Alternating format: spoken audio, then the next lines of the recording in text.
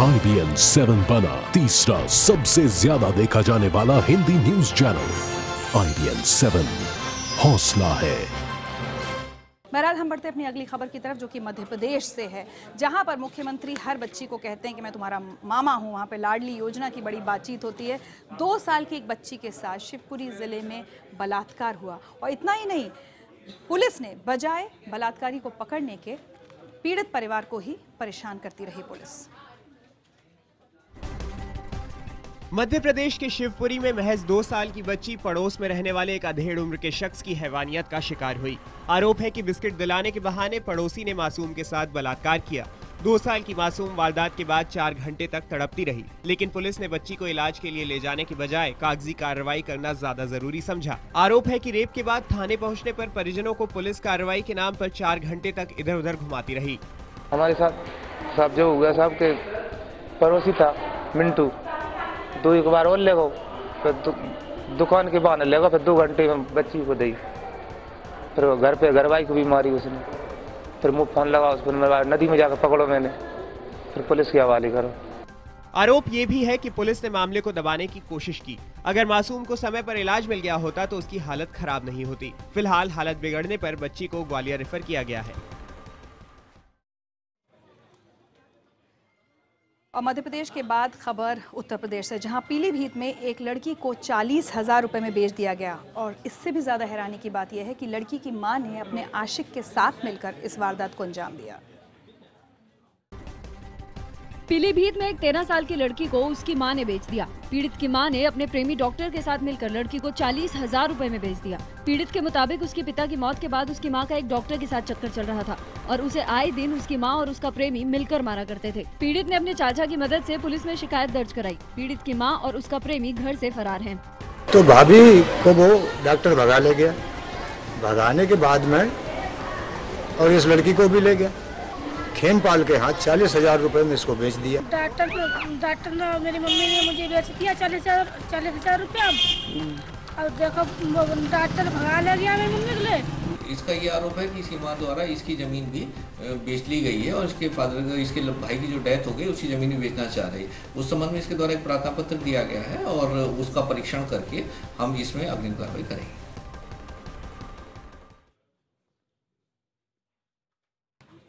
और सिर्फ 2 दिन पहले हमने महिला दिवस मनाया था, और इस तरह की खबरें लगातार, पहले मध्य प्रदेश, उत्तर प्रदेश, अब हरियाणा। रोहतक के कन्हिली गांव में राजकीय मिडिल स्कूल में एक टीचर पर आरोप लगा है कि उसने 8वीं क्लास की दलित छात्रा के साथ अश्लील हरकतें की हैं और छेड़छाड़ की है। जब ये मामला बढ़ गया तो पुलिस दबाव में आई और नाराज छात्रा के परिजनों और गांव वालों ने स्कूल में हंगामा किया, और जिसके बाद पुलिस ने आरोपी टीचर को बंधक बना लिया। जैसे इस घटना के बारे में पुलिस को पता चला, पुलिस ने आरोपी टीचर के साथ साथ एक महिला टीचर को भी गिरफ्तार कर लिया है।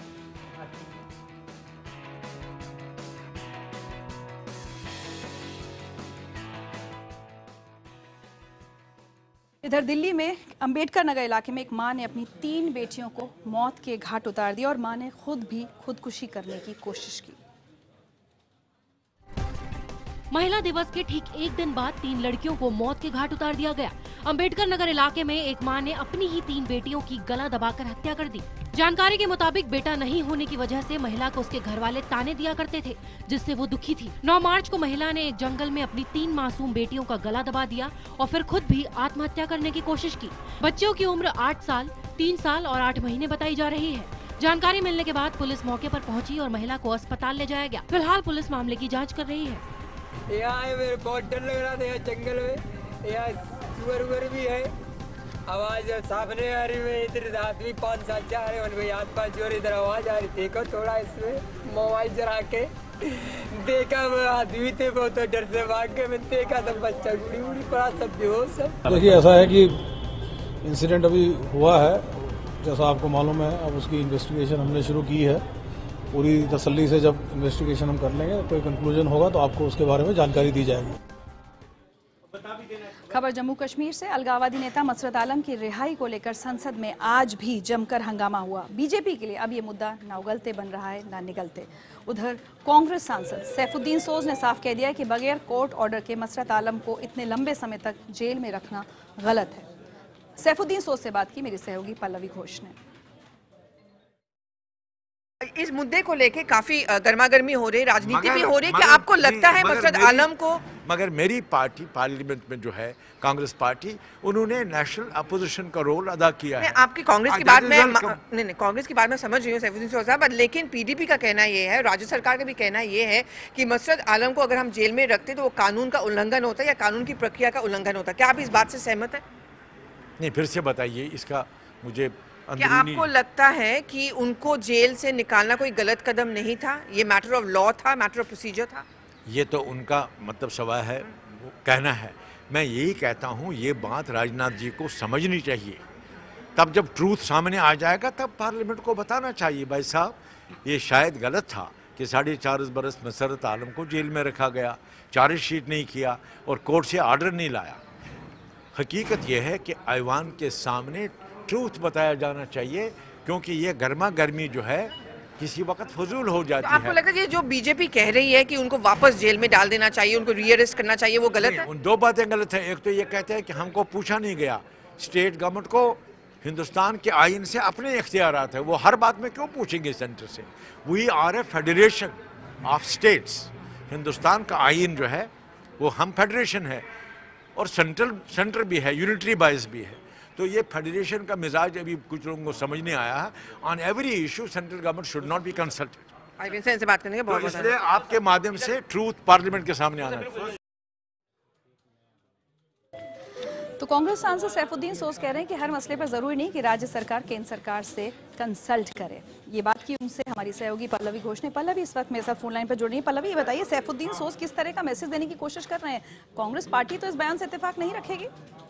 नहीं, मुझे नहीं लगता। कांग्रेस पार्टी हमें झूठ से बताते हैं काफी नाराज है, क्योंकि आपको याद होगा बाकी सब विपक्ष के पार्टी से मिलकर कांग्रेस ने सरकार को घेरने की कोशिश की है इस मुद्दे पर, लेकिन सैफुद्दीन सोज घाटी से हैं और जाहिर तौर पर वो घाटी की राजनीति भी करना चाहते हैं।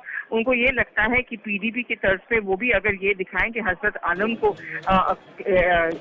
रिहा करके सही कदम उठाया गया तो शायद उनकी कोई फायदा, उनको राजनीतिक फायदा कश्मीर की घाटी में की राजनीति में मिलेगा। जी पल्लवी, बहुत वेल प्लान्ड स्टेटमेंट है ये।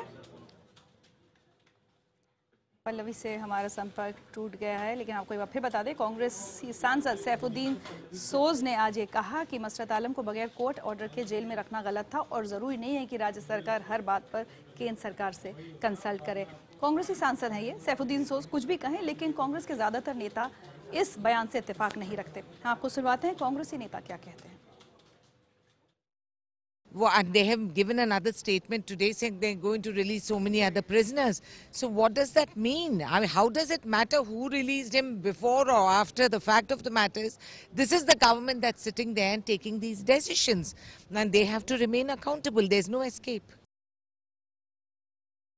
बुनियादी सवाल ये है कि भारत की कश्मीर नीति कौन निर्धारित कर रहा है? साउथ ब्लॉक निर्धारित कर रहा है या रावलपिंडी का जो सर्विस हेडक्वार्टर है वो निर्धारित कर रहा है? क्या मसरत की रिहाई का ऑर्डर गवर्नर ने दिया था? तब तो सीधा सीधा सेंट्रल गवर्नमेंट मैंने बोला नोटिस दे दो। फिर मैंने सिर्फ इतना बोला 267 नोटिस अलाउ नहीं किया है। नोटिस दे देंगे, लेकिन हाउस मिसलीड किया गया क्या? क्योंकि इसमें तो लगता केंद्र सरकार के अनुमति से छोड़ा गया है आतंकवादियों को, इसलिए गंभीर हो जाता है। और इस पे तत्काल जो है सरकार को जवाब देना चाहिए, स्पष्टीकरण देना चाहिए, गृह मंत्री को तुरंत आना चाहिए। और मसरत आलम की रिहाई को लेकर जो हर तरफ बवाल मचा हुआ है, उस बीच जम्मू कश्मीर के उप मुख्यमंत्री निर्मल सिंह दिल्ली आ गए हैं और बीजेपी की आला नेताओं से बैठक कर रहे हैं। इस वक्त वो राष्ट्रीय अध्यक्ष अमित शाह से प्रदेश के बहरहाल बढ़ते हैं प्रधानमंत्री मोदी की खबर की ओर। प्रधानमंत्री नरेंद्र मोदी 3 देशों के दौरे पर रवाना हो गए हैं। वो सेशेल्स, मॉरिशस और श्रीलंका जाएंगे। पीएम मोदी 11 मार्च को सेशेल्स के राष्ट्रपति जेम्स एलेक्सिस मिशेल से मिलेंगे और बातचीत के दौरान दोनों देशों के बीच समुद्री संबंध मजबूत करने और द्विपक्षीय विकास सहयोग बढ़ाने पर चर्चा होगी। प्रधानमंत्री सेशेल्स की राजधानी माहे में भारत की मदद से लगाए गए एक तटीय इलाकों की निगरानी करने वाले रडार प्रणाली का उद्घाटन करेंगे। दौरे से पहले प्रधानमंत्री मोदी ट्वीट कर ये पहले ही कह चुके हैं कि उनके इस दौरे का मुख्य मकसद पड़ोसियों से संबंध और मजबूत बनाना है। पीएम मोदी 11 और 12 मार्च को मॉरिशस में रहेंगे और वहां की राष्ट्रीय असेंबली को संबोधित करेंगे और वो अपने दौरे के दौरान श्रीलंका भी जाएंगे। श्रीलंका की संसद को संबोधित करने के साथ ही पीएम मोदी महाबोधि सोसाइटी और जाफना भी जाएंगे।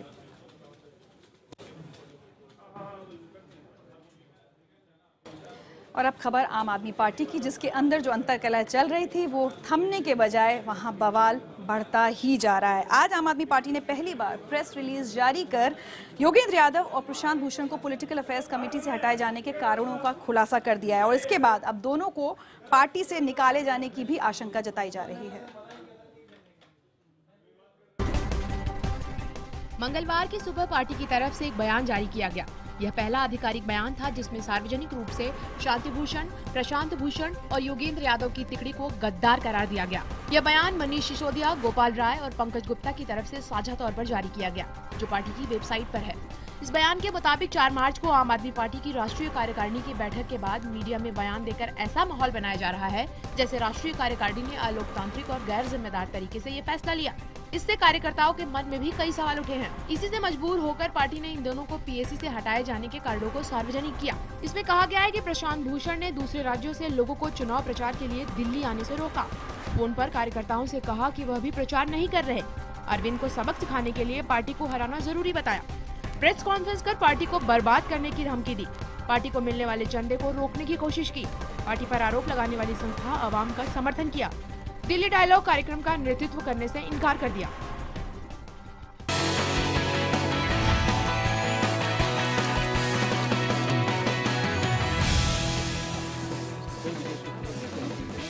और देश दिन भर में अब खबर बॉलीवुड से। केसी बुकाडिया की फिल्म डर्टी पॉलिटिक्स एक बार फिर विवादों में घिर गई है। इस फिल्म पर बिहार में पहले ही बैन लगा हुआ है, अब राजस्थान में भी इसको लेकर हंगामा शुरू हो गया है। केसी बोकाडिया की फिल्म डर्टी पॉलिटिक्स पर विवाद खत्म होता नहीं दिख रहा। फिल्म में राजस्थान विधानसभा की तस्वीर दिखाने पर आज विधानसभा में जमकर हंगामा हुआ। विधानसभा में विधायकों ने ये सवाल उठाते हुए पूछा कि आखिर निर्माता को इसकी इजाजत किसने दी। सत्ता पक्ष और विपक्ष दोनों ने फिल्म की पटकथा, चित्रण और उसे राजस्थान विधानसभा से जोड़ने पर कड़ी नाराजगी जाहिर की है। राज्य सरकार ने विधायकों की मांग के बाद इस फिल्म की जांच कराने का फैसला किया है। राज्य सरकार के द्वारा की तरफ से मैंने आश्वस्त किया है कि उस पूरे प्रकरण को हम दिखवाएंगे और उसमें कोई भी बात राजस्थान की विधानसभा और राजस्थान के राजनीति की गरिमा के प्रतिकूल होगी तो निश्चित तौर पर कानून सम्मत कार्रवाई करेंगे। राज्य सरकार ने यह भी आश्वासन दिया है कि अगर फिल्म में राजस्थान विधानसभा का अपमान हुआ तो निर्माता के खिलाफ कानूनी कार्रवाई भी की जाएगी। आपको बता दें कि रिलीज होने से पहले भी इस फिल्म को कानूनी अड़चनों का सामना करना पड़ा था। नर्स भवरी देवी के बेटे ने फिल्म के खिलाफ अदालत से स्टे आदेश ले लिया था। आरोप लगाया गया था कि ये फिल्म भवरी देवी मर्डर केस और सेक्स स्कैंडल पर बनी है। निर्माता केसी बोकाडिया के इस आश्वासन पर कि ये फिल्म भवरी देवी पर नहीं बनी है, इसके बाद ही ये फिल्म रिलीज हो पाई थी। चलिए इसी के साथ देश दिन भर में आज इतना ही। एक छोटे से ब्रेक के बाद मिलूंगी आपसे स्पेशल रिपोर्ट के साथ।